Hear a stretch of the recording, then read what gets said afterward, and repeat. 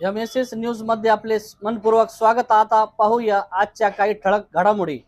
अशाच नवनवीन घडामोडी पाहण्याकरिता आपल्या MSS न्यूजला लाईक करा, सबस्क्राइब करा, तसेच अनेकांना ग्रुपमध्ये फॉरवर्ड करा व बेल आयकॉन प्रेस करून नाशिकमध्ये मंत्री गिरीश महाजन यांच्या उपस्थितीत प्रजासत्ताक दिन साजरा झाला। मात्र या दरम्यान केलेल्या भाषणात डॉक्टर बाबासाहेब आंबेडकर यांच्या नावाचा उल्लेख का केला नाही, असा सवाल उपस्थित करत वनविभागाची कर्मचारी माधुरी जाधव हिने राडा केला। पोलिसांनी गोंधळ घालणाऱ्या महिलेला ताब्यात घेतलं आहे।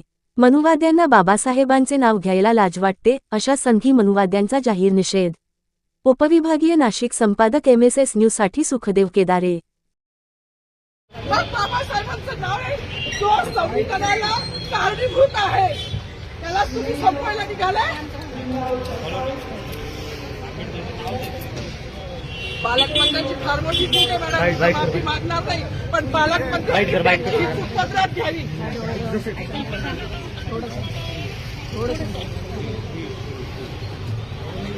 मला मीडियाशी घेणं नाही मॅडम, मला सस्पेंड केलं, मी आळूचे गाड्या उपसीन, मी माती काम करीन, पण बाबासाहेबांची ओळख पुसून येणार नाही, मला सस्पेंड करायचं करू शकता मॅडम। बाबासाहेबाला संपवायचं काम करायचं नाही। 26 जानेवारी 15 ऑगस्ट मध्ये मी नाही मानत, पण लोकशाही मॅडम, तुम्ही सुद्धा संविधानामुळे आहात, पालकमंत्री सुद्धा पालकमंत्री संविधानामुळे आहे। कोणताही जातीभेद नाही, सगळी समानता केली आहे। बाबासाहेबांचं नाव आता तरी भाषणात येईल, मग तरी भाषणात येईल।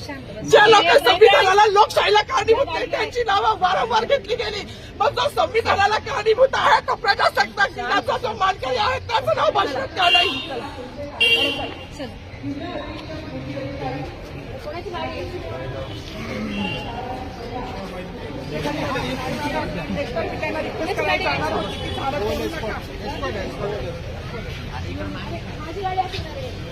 सागर आता थोडी